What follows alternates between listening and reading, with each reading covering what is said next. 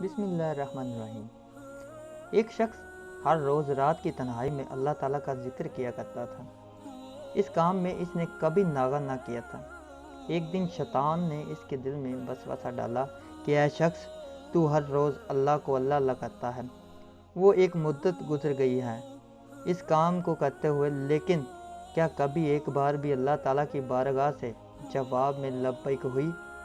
تو کسی عاجزی اور انکساری سے اللہ کی ضرب لگاتا ہے، لیکن بارگاہ خداوندی سے تجھے ایک جواب تک نہیں آیا۔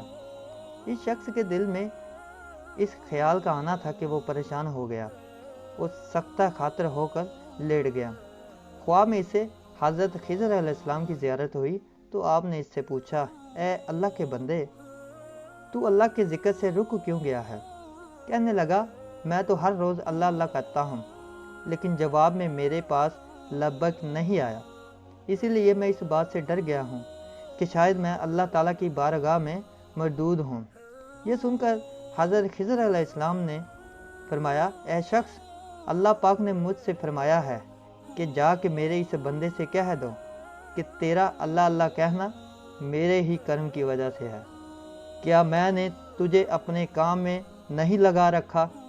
تیری طلب، تیری تڑپ کی مجھے سب پتہ ہے۔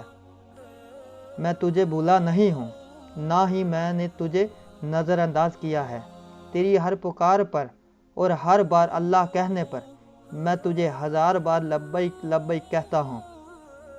تجھے یہ سوچ اور یہ عمل، یہ طلب میں نے ہی دی ہے، اور میں نے ہی تجھے اس کام پر لگایا ہے، اور اصل میں تجھ سے زیادہ مجھے ہی تیرا اشتیاق و شوق ہے۔ اس نے یہ خواب دیکھا تو ہڑبڑا کر اٹھ بیٹھا اور فوراً صدقے دل سے تائب ہوا، اور پھر دوبارہ اللہ تعالیٰ کے ذکر میں مشغول ہو گیا۔